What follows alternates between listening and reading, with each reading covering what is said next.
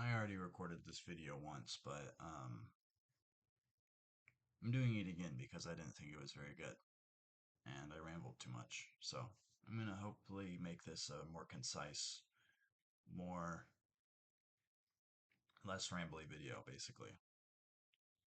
Um, and what I wanted to talk about was just the general um trends and how they general trends of our time and how they culminate and how the state of how Gen Z sees the world today, how we understand the world to be, and how we want it to be,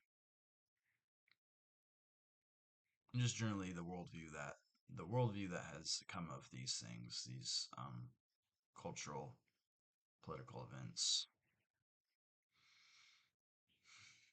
So, the first thing I really wanted to talk about, and I think is important to discuss whenever you're trying to come to an understanding about what this generation is,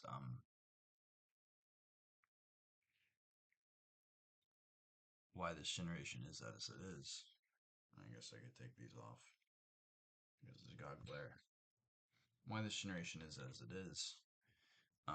You have to ask, why was it that around 2019 there was, um, I think, a visible shift in our generation and how, and what we focused on, what we became occupied with, and how we thought. Although which I mean, and to label some of the like big things is nostalgia became really prominent. Things like the back rooms and liminal spaces, um, Dreamcore. I'm pretty sure there's even something called Nostalgia Core, Frutiger Arrow. All these things. Some of them are nostalgia about a technological past. In the case of Frutiger Arrow, it literally was a utopian aesthetic, from what I understand. Frutiger Arrow was a utopian aesthetic used in Microsoft PCs up until 2013-ish. I'm not sure. I'm just shooting off the top of my head, but it was meant to depict a bright future for technology is essentially what I'm saying. And from what I understand from Frutiger Arrow, what I've read, um, the backrooms is physical, um, design nostalgia. But what's odd, well, I won't even say that because there is nostalgia for music. Not the backrooms, the caretaker, hauntology as a music genre made a resurgence. So I think that in the preface of Mark Fisher's book A Ghost in My Life, which Mark Fisher was a cultural anthropologist, sociologist, who wrote a lot about hauntology, and hauntology, to explain for those who don't know, is essentially the idea that certain movements, ideas, ideologies, stuff like that, have the tendency to haunt the future. Um, so, take for example the modern music. Well, no. Uh, Maybe, yeah. Modern music is incredibly unoriginal. It's very, very not different from pop music as it was in the 90s. He said, what Mark Fisher says is, imagine you send an album from today back to the 70s. he says that you could imagine that they'd be more jarred not by how different it sounds, but how similar it sounds to the music then. And music then was you understood it as there's this thing which is very distinct. This thing is very distinct, which caused a the feeling of progression, a feeling of newness in everything. And there, I mean, history.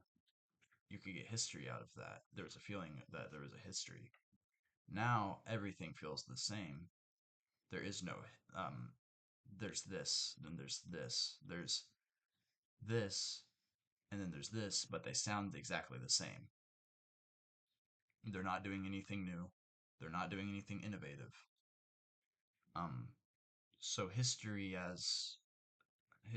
itself has kind of collapsed, and time has become kind of strange and like stringed out.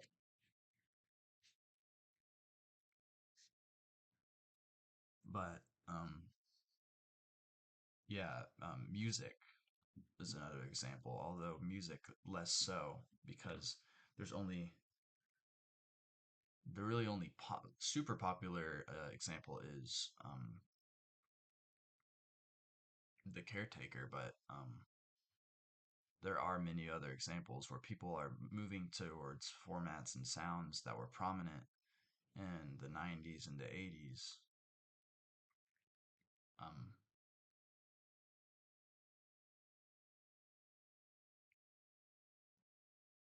Stuff like that. And I'm probably on a big tangent because I can't remember where I came from, but just nostalgia is a big thing, but really to avoid going too deep into just a big tangent, you could summarize all these things in escapism. We became really entrenched in escapism around 2019, or maybe after. I'm not sure, but we 2019 was the resurgence of or the surgeon, the, whatever, not the resurgence, but the emergence of the backrooms and liminal space. The popularity of the caretaker started there. All these new genres exploded. All these new nostalgia genres exploded.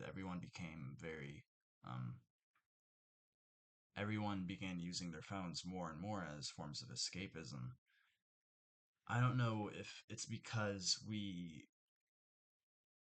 had been so caught up in our lives. Power on. Oh, had been so caught up in our lives till then. And around that time, we were reaching the age of probably 15, 14 ish. So we were caught up in our lives doing school. And all of a sudden, out of nowhere, around the time of 14, we just suddenly had nothing to do. We were left alone. Without connection, without um, with a lot more free time. And that free time allowed for more thinking, and more thinking led to, I think, we experienced we experienced the world before, we experienced the world during, and then we realized that we didn't want to go back. I'm not saying that this is right or there's much virtue in this, but we didn't want to go back. We saw what life could be. Um, because I mean everything on the surface seemed very fine, even though I know that not everyone could just stop working and that it wouldn't be fine after a while. But so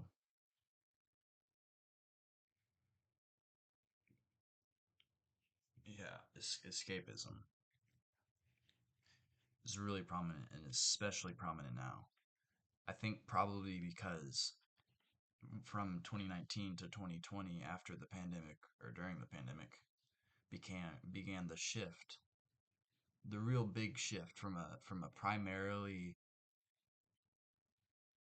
physical world where the majority of our time is spent in physical space, where there was a shift to the majority of our time now spent inside of cyberspace.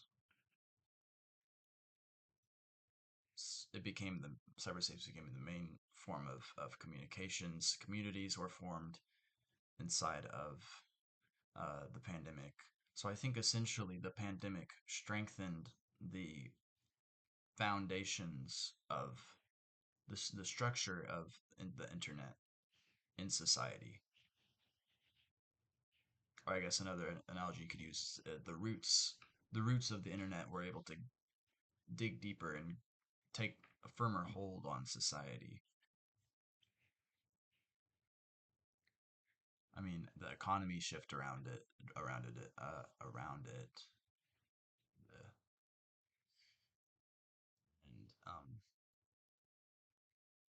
and became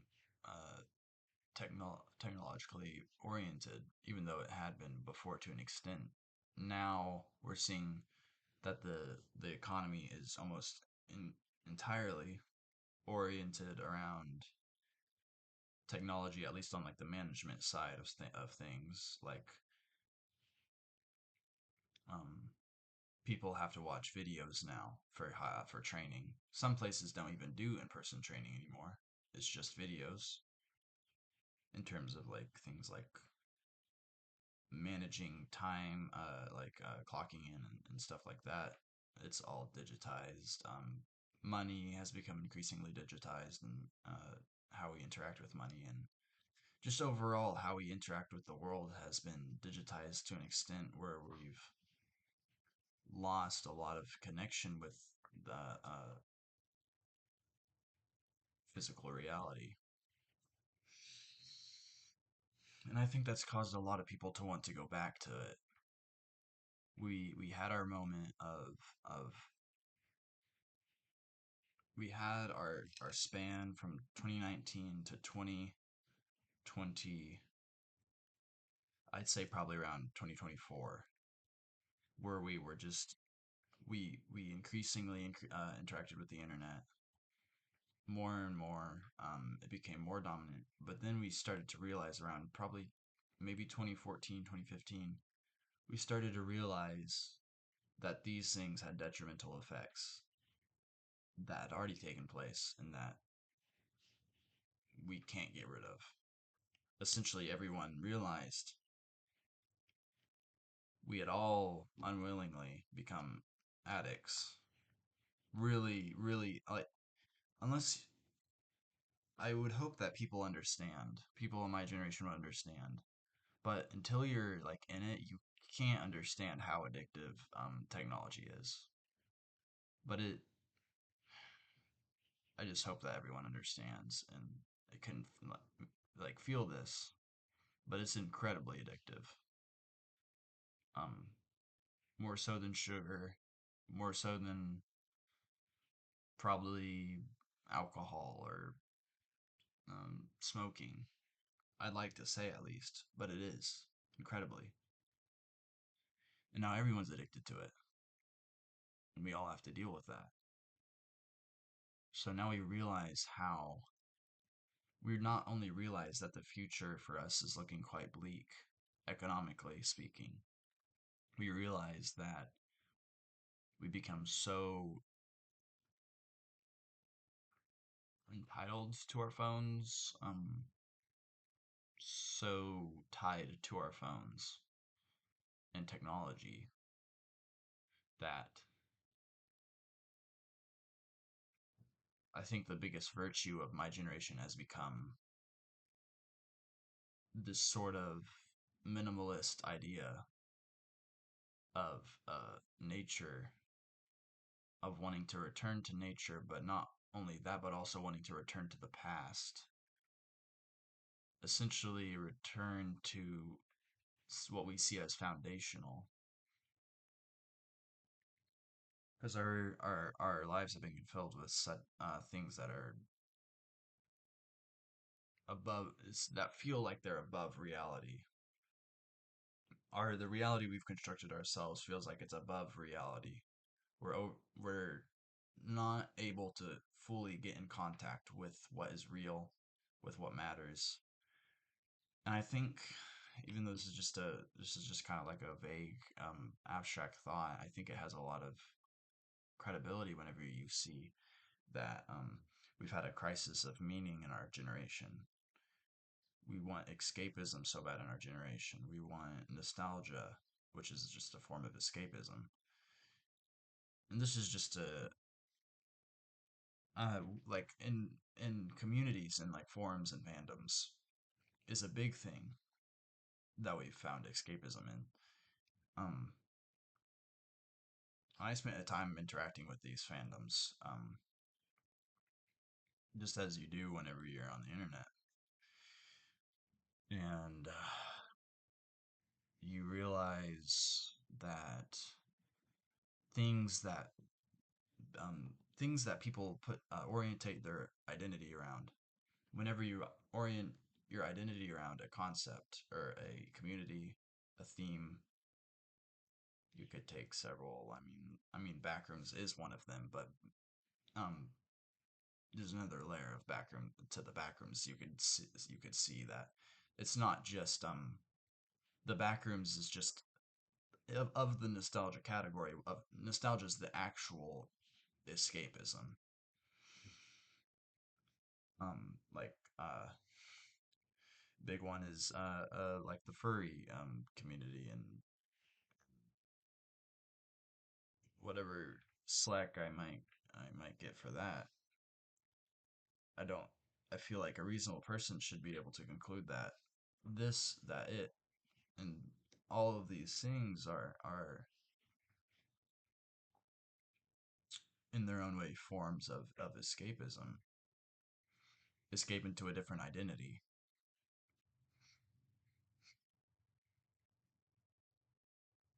which in a way is removing us from reality even further. Even though I'm not saying there's anything morally wrong with it, and there's not even anything wrong with it from a lifestyle perspective.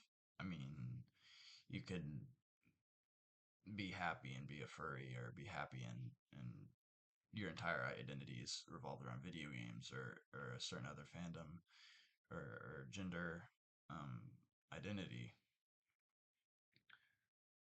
But at the same time, I think that all of these things are because we have a loss of identity and a loss of security in ourselves. Partially because of the effects of the internet, because whenever we interact with cyberspace so much, which is not, you could think of it as not as stable. It's a reality in the sense that it could take up our entire perception, inform our perception even outside of itself. But it's not as stable. People aren't who they say they are. Maybe you aren't yourself in this sense.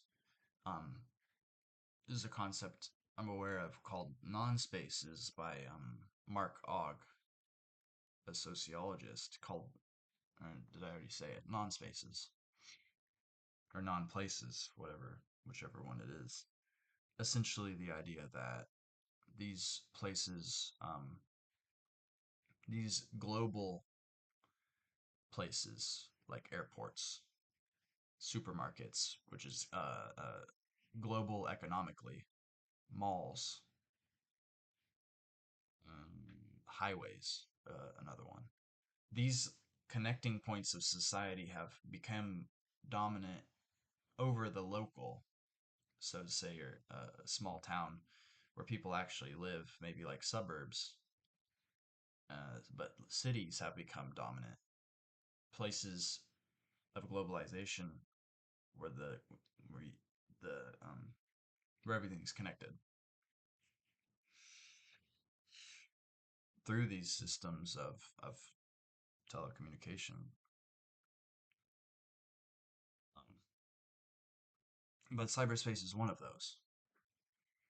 And as such, it's not grounded in an actual place, but more so a perceptual place. Um, its reality consists of our being fully entrenched in it,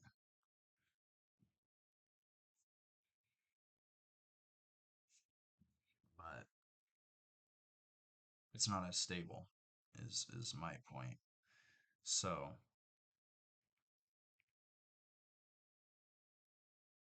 we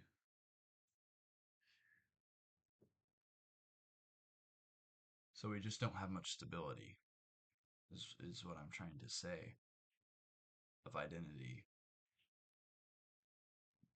because we don't have identity in cyberspace. We're not ourselves, even though we can portray ourselves exactly as we are. It's still I think simulacra is the proper term. It's still a simulacra, which is just um a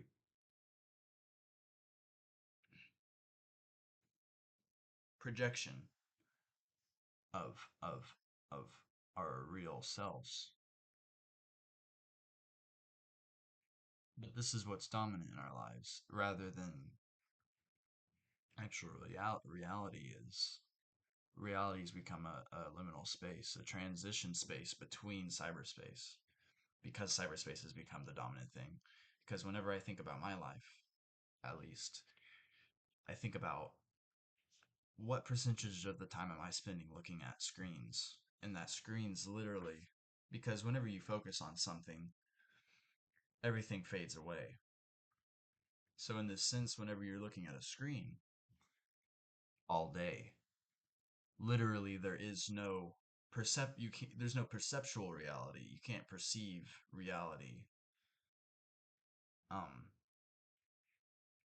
and I think that most people understand that what you perceive really is your reality, even though you could logically say that um, even if you don't perceive it, it still exists. Yes, that's true, but whenever it comes to the mind and how you experience reality, what you see, what you're focusing on, um, um, has the most takes up the most space in your mind, I guess is what I'm trying to say. So when you're staring at screens all day, which I usually am looking at a screen almost all day, you realize that reality itself has kind of faded away into the background. And what is left is the screen, but not just the screen, because the screen's only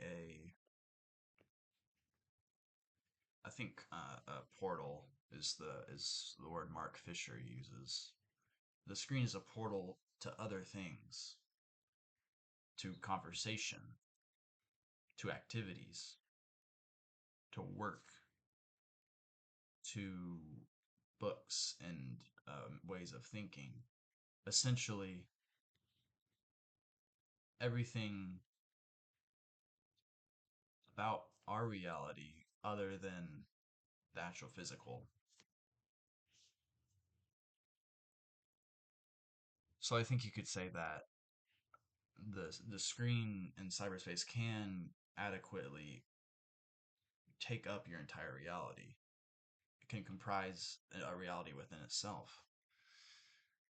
And I can't trace my thought back to what I was talking about, and hopefully, just this rambling seems interesting and is getting you get something out of it, because I'm really just spewing out my thoughts around a kind of a vague outline. Um,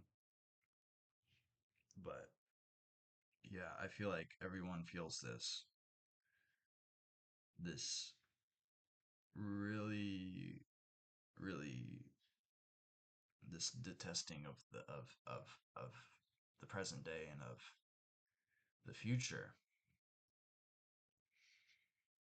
So, like I was saying, from 2021 to 2024, I mean, things like doom scrolling appeared. I don't think that's a term you would ever hear before. Partially, this is because the capability to do these things has arrived, where else they didn't before, because corporations maybe hadn't fully realized the potential of it. I mean, there was things like Vine, which were big, but not quite as they were more slow, I would say, and not as addictive as seems like TikTok or YouTube Shorts. Um, but anyway, that tangent aside, whether it was a tangent or not, I can't remember.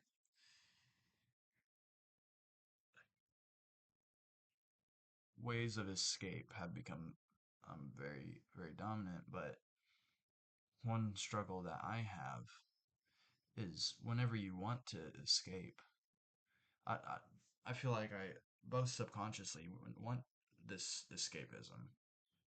I'm not content with the present, and I'm not hopeful about the future. But also, whenever you engage in escapism, and you also,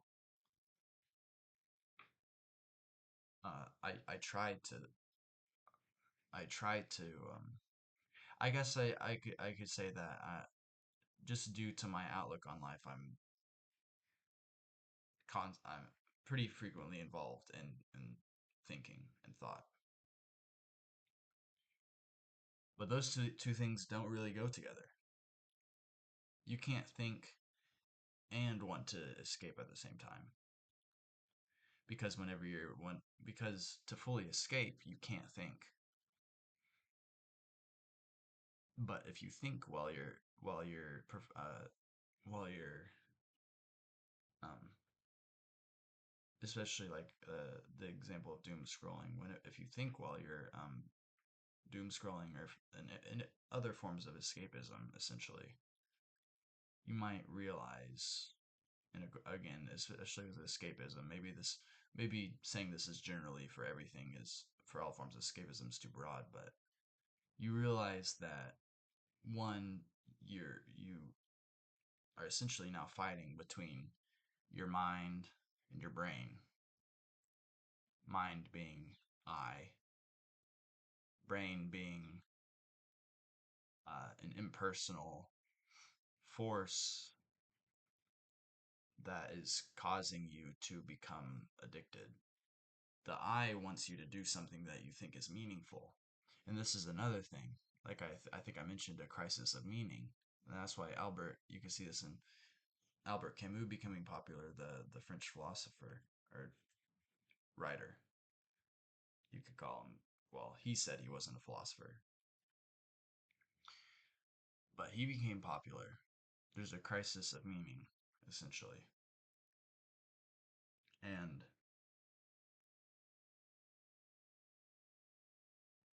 with the crisis of meaning, you think you might be doom scrolling or something like that, which I know, like, I feel like for some people it might feel hard, or you might like doubt the extensiveness of like how many people doom scroll and stuff like that. And I know literally everyone I know does. Everyone I know. There's not an exception. Everyone I know, everyone that I can talk to, there's even become a sense that I can confidently talk to someone and assume that they doom scroll. And whenever I do, or if I ever have done, I'm pretty sure that they have agreed and affirmed. Yeah, it seems like a given. People are just, I mean, everyone's human. Everyone has the same, or at least similar, like processes in the brain. Of course, that's not my field, but everyone has similar capacity to become addicted. And because our how the current system is and how our world is, everyone is dependent on phones for other things. But people don't realize the detrimental effect of you are dependent on this thing for maybe work, for travel. I mean, GPS is super common. Uh, the gig economy is really big, so which are very phone reliant. But people have not taken the proper time, and I think this is just because, mm, probably just because of greed. Um, Companies make a ton of money off of phones because they extend the capacity to use fast food apps like for Walmart, Target, stuff like that. They really increase consumer ability and capacity. So they don't want to address these problems. They don't care if the thing that you are dependent on for um,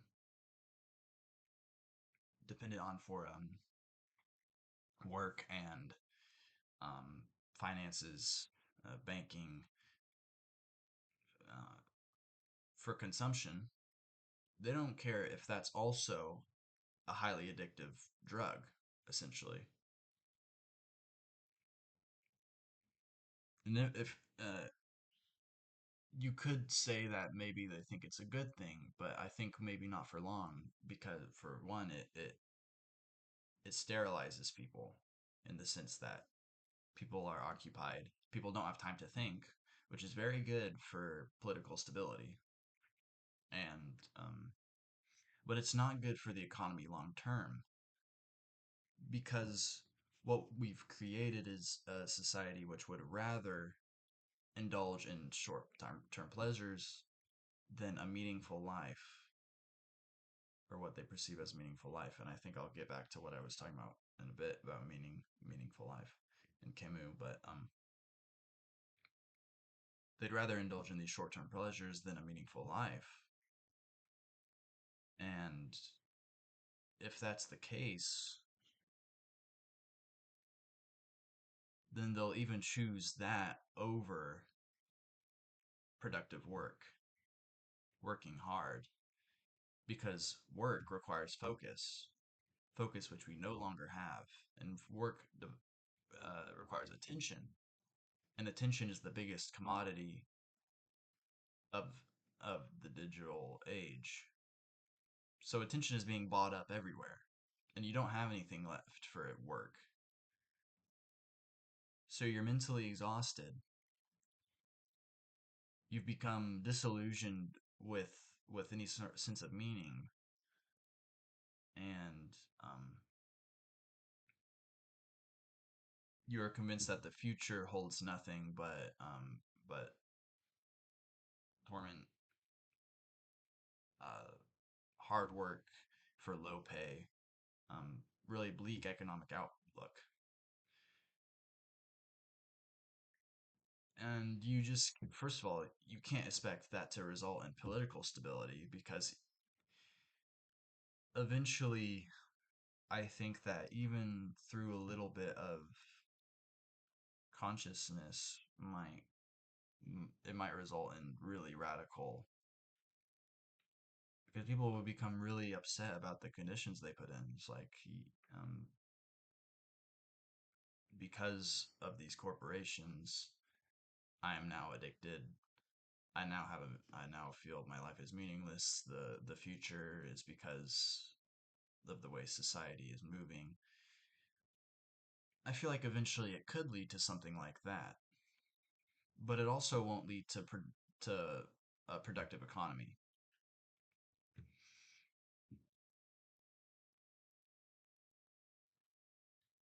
because our desire to live is what fuels people's um, urgency to work. If you don't feel like you should live or you have a meaning to live, first of all, either you won't be working very hard because you'll just be working out of the sense that I don't want to die. Um, I have family, something really meager like that. That's not really a spiritual or some other really big, deep meaning. You aren't going to work very hard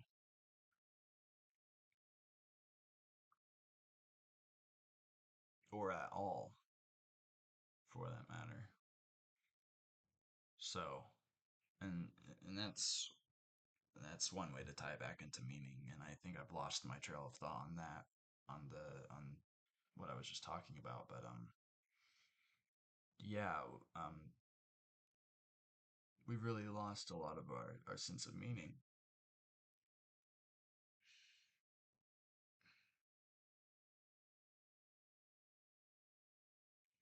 And so we realize whenever you have a crisis of meaning, you realize that what is worthless.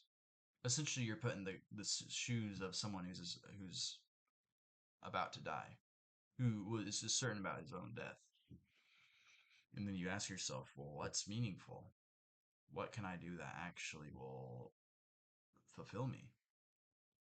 And then you say, well, not ambition. Ambition is pointless. Not working as hard as I can, or working more than I should. Well, what really has value then? Well, you are stripped down to the bare essentials and very you're stripped down to the simplest things.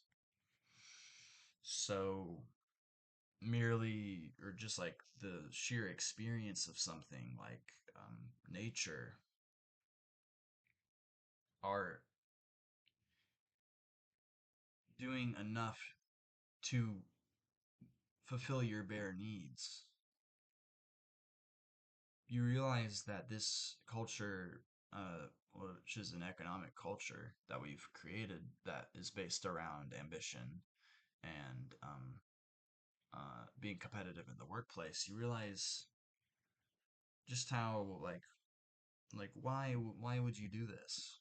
Really, what is the reason other than maybe some more money? But what's good? What good is more money? Well, with more money, you can buy things that will make you happy, and that's what the society, which this culture is fueled by the economic side of society. It tells you that if you buy this, you'll be happy because whether directly be happy through direct use or think about like beauty products, you'll be happy because it'll make you feel or look a certain way. You'll be more accepted in certain social groups, and no amount of work on the side of like social like civil rights activists or whatever like activists in general will make that sort of rhetoric go away. There'll always be shaming of fat people. the the beauty um the beauty industry demands it and lives off of it. There'll always be the idea that you're not better good enough because people who are satisfied don't want to buy anything. If I'm satisfied with 2 meals a day, a little shack on a field with some nature, no, you don't want to work. You have no ambition, and ambition's bad for the economy. And obviously, you don't want everyone to, even though there's you could see great like value in that. You don't want everyone to do that because you do want a functional economy. It's about getting to the point where it's not just functional, or no, it's about getting to the point where it's just functional. And the greed aspect, which will always be a part of it, has diminished to a reasonable level, to the extent that it has to happen rather than the extent we're at now where greed has overcome any other value inside of society because the values of the society are determined by the people who control it and the people with the most power, which isn't us, because capitalism is a society that's based off of who has money translates into who has social power. Money is social power. So the people who don't have much money, who are living paycheck to paycheck, they don't have the social power. I can't buy someone off for example. I can't buy plots of land that are economically strategic locations so I make a lot of money. I can't I don't have a say in, I can't lobby in the government, things like that. So people are drawn to, or my generation's drawn to really simple things, I think, because we have so much excess. That's what our generation is defined by, partially. I don't want to say all, although I might have already done that. For, by excess of stuff, excess, especially of information. We consume a ton of information per day, and it's mentally exhausting because even though you might not be able to, it's not really that blatant. It is there, and I think that we could feel it if we really focus. I mean, just the fact that most people can't read a book now means that our mental capacity is reduced. Our attention has been fed into things that are more addictive. Books will never stand a chance to these things. Maybe I should angle it down. Books will never stand a chance to these things. To the internet, to phones. They have the addictive quality. They give pleasure more. They give they give more pleasure. They give pleasure more often. Books just don't really have a chance.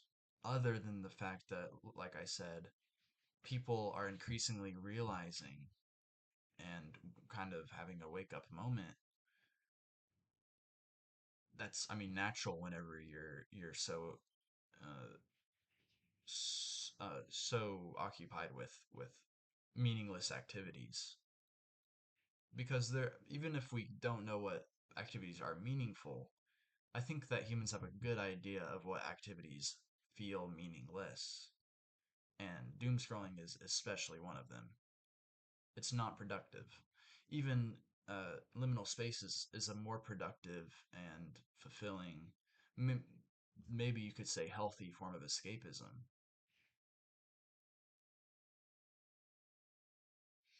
But whenever you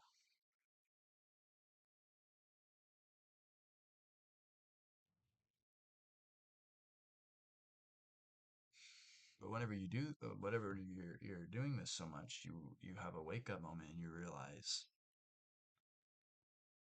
that you need meaning. Everyone increasingly is realizing this. I think maybe this is the reason for the crisis of meaning. You realize that you need meaning.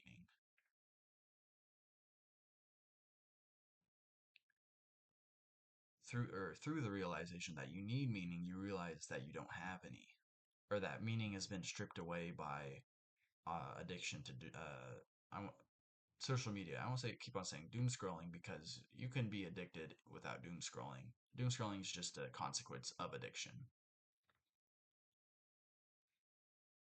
It's just one of the forms it takes. So, um, yeah. Whenever I get off topic, I keep on looking outside and see the tree.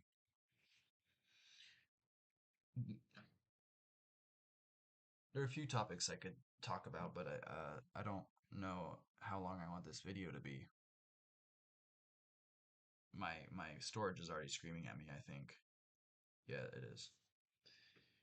Um, One thing I'll talk about, I think I mentioned the caretaker, liminal spaces. One other strange thing I've encountered is, alongside a longing for the past, alongside the need for escapism,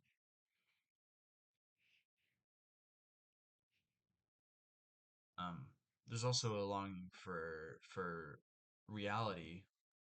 I might have already mentioned this, a longing for reality as it actually is, because whenever cyberspace became dominant, we that becomes the surface, but it's an unstable surface, and we could see it's like Think of reality as like concrete.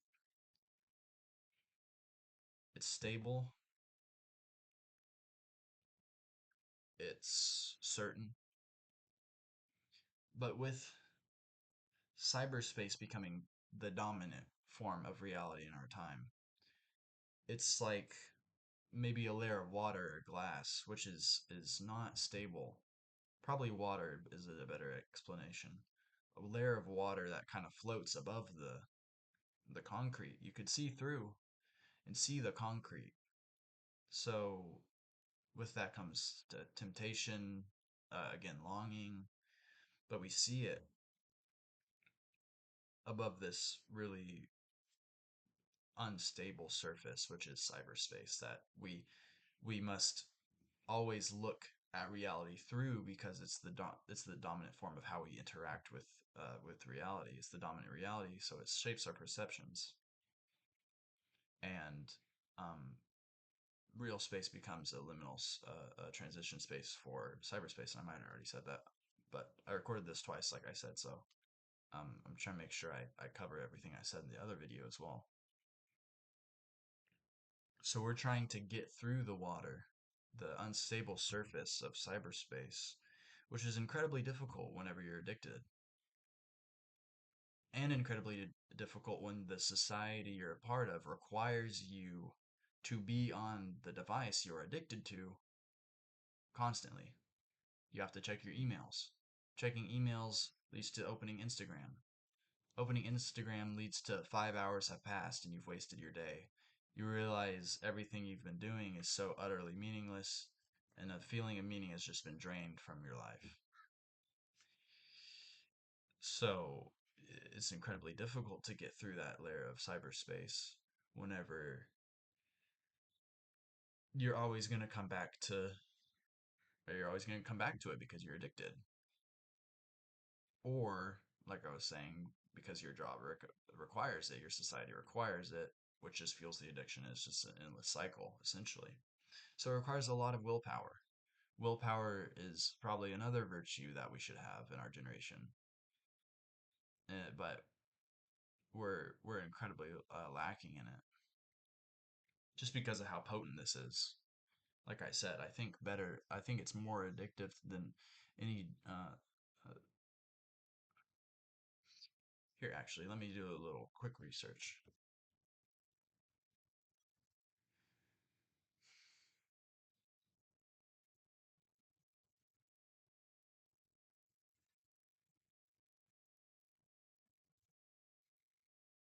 Let's see.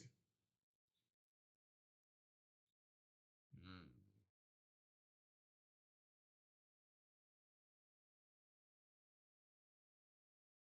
Well, whether this is reliable or not, it comes from an EDU source. I've not talked like this in a long time. My throat's hurting. Says scrolling through social media can be as addictive as smoking. Other things. Well, this is a .com saying scrolling is more like smoking than anything else. Social media .org site, social media addiction shows alarming parallels with nicotine. On and on and on. So yeah, it's incredibly addictive. And there really ought to be a stigma against it, but because the society is so reliant, it's hard to create that stigma. Because that stigma will always be shot down by people above people above the working class, which who control or who have access to media control and stuff like that, who and media control also has a big effect on how we perceive our beliefs, obviously. But oh, what was I? Yeah. So we want to get back to that concrete reality that I've been talking about. But it it's difficult, and I mean I've tried myself and it's hard to know where to look. I mean, oh, and there was one point I was going to get to, but like I look out, you see tree, and like you could see everything.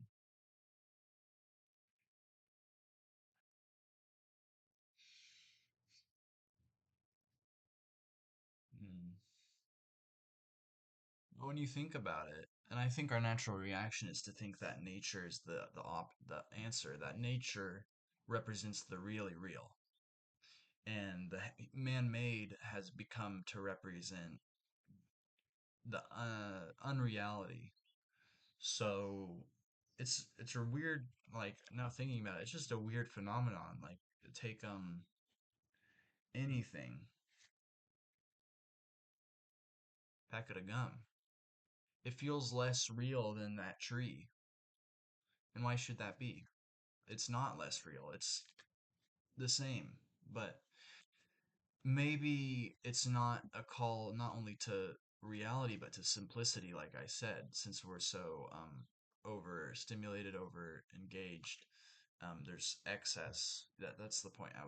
I keep on losing my train of thought, my points. Yes, excess. So we want not only reality, but we want simplicity.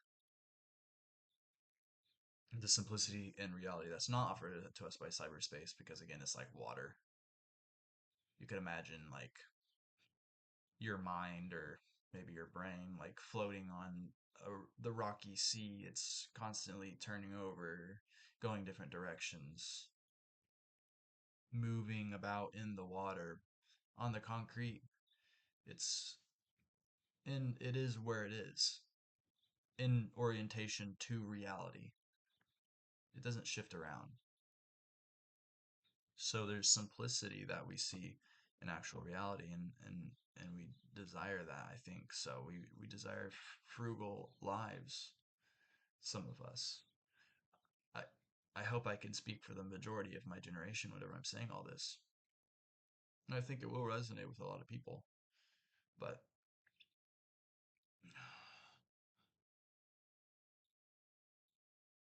and I think nature represents that simplicity for us. And we have a lack of um think I watched a video about a concept. I mean, we use this all the time. This idea of aura. When you say something has aura, I say it all the time. But that's an actual concept, and we never use it really properly. But aura is essentially the something that the original only has, a feeling that the original can give. I think based on it comes from its historicity. It comes from its the fact that it is original, but we've become so addicted to reproducing images, simulacra, or symbols. I haven't read. What was it? Baudrillard? Baudrillard? I haven't read him yet. But I know I think I know his basic idea is that contemporary society is dominated by simulacra and symbols that comprise a reality above what you could consider actual reality. But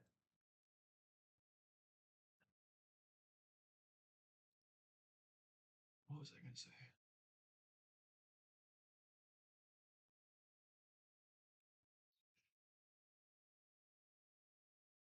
Mm.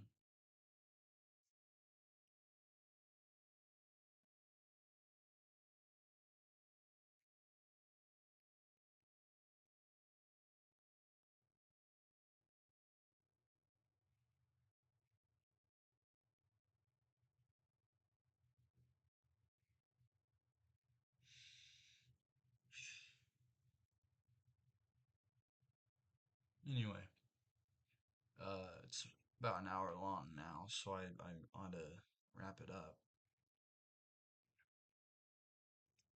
I think what I mainly wanted to do, I mean, mainly I'm just getting my ideas out. But uh I wanted to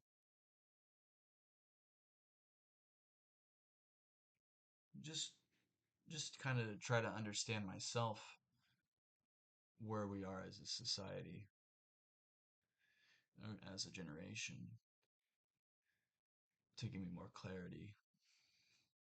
I think this is a struggle we all share in, and it gives a sense of um, a real genuine companionship whenever we're all sort of in this rebellion against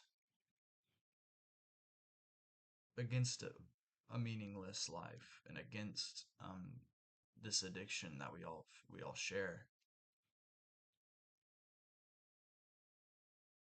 Uh, One last thing, I remember what I was gonna say. Um, the movies by or these anime movies that I came across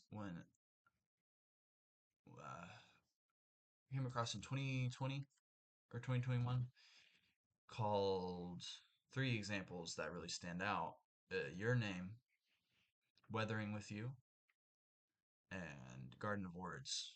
And I don't, maybe this might lose my credibility among some people, but it was an interesting thing, and I think that they really represent something that everyone in my generation is drawn towards. Like I've said, simplicity and nature, and these two things are combined very convincingly within the film. A very simplistic way of drawing, but a very beautiful way of drawing nature, like trees, um, especially the sky. If you see some of the drawings of the sky in Weathering with You, it's it's great. It's really beautiful in the way the trees are drawn. But I think that's one draw that I really had, and I think a lot of people in my generation have had towards Makoto Shinkai's films. But it also makes it difficult because whenever you look out in reality, you want that same beauty. I think we become so accustomed to these symbols and simulacra, like I was saying, that overlay reality. I can't help but look at a tree, but through the paintings of Makoto Shinkai, I can't see through it to see the beauty in the thing itself, and it kind of leaves you really disillusioned with reality.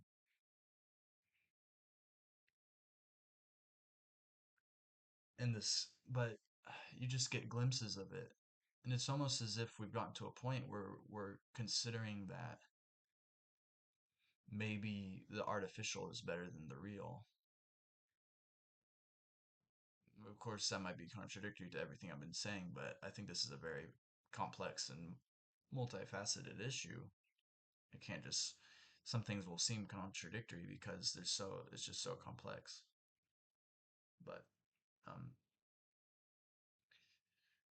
yeah, right. I'll probably make more videos if this one is enjoyed. Um, but I hope that someone got something out of this.